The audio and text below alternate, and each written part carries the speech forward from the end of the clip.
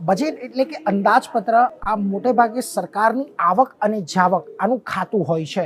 હવે ખાસ કરીને તમારે અહીંયાથી એ પણ જાણવું મહત્વનું હોય છે કે સરકારને એક રૂપિયો આવે છે એમાંથી કયા કયા જગ્યાએથી એ રૂપિયો આવે છે અને એક રૂપિયો જો સરકાર ખર્ચ કરે છે તો એમાં કેટલો કેટલો હિસ્સો ખર્ચનો હોય છે।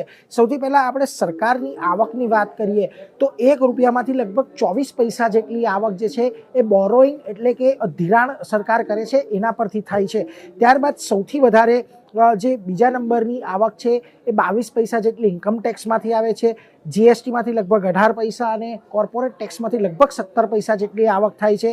એક્સાઇઝ ડ્યુટીઝમાંથી 5% અને કસ્ટમ ડ્યુટીમાંથી લગભગ 4% જેટલી 4 પૈસા જેટલી આવક સરકારને થાય છે।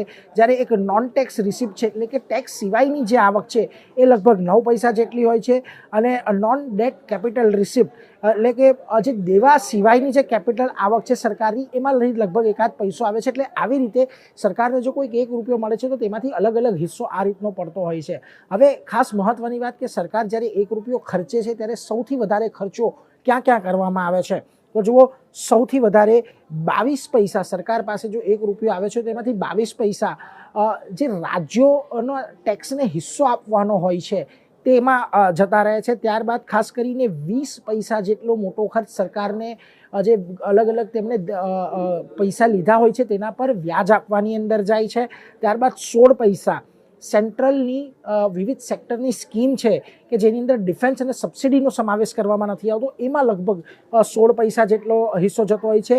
ત્યારબાદ ફાઇનાન્સ કમિશન અને અન્ય ખર્ચાઓ પર લગભગ 8 પૈસા સેન્ટ્રલ એટલે કે કેન્દ્ર સરકારની જે સ્કીમો ચાલે છે એની અંદર 8 પૈસા અને અન્ય ખર્ચની અંદર 8 પૈસા જતા હોય છે।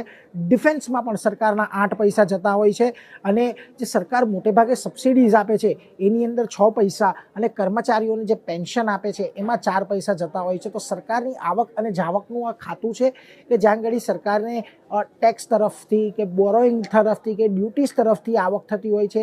જ્યારે વિવિધ સ્કીમ માટે કે જે ખર્ચાઓ કરવામાં આવે છે કે પગાર આપવામાં આવે છે એમાંથી સરકારને ખર્ચાઓ થતા હોય છે। તો આ એક અંદાજપત્ર એટલે કે બજેટ છે કે જ્યાં સરકારની આવક અને જાવકનું ખાતું આ પ્રમાણે નક્કી કરવામાં આવે છે।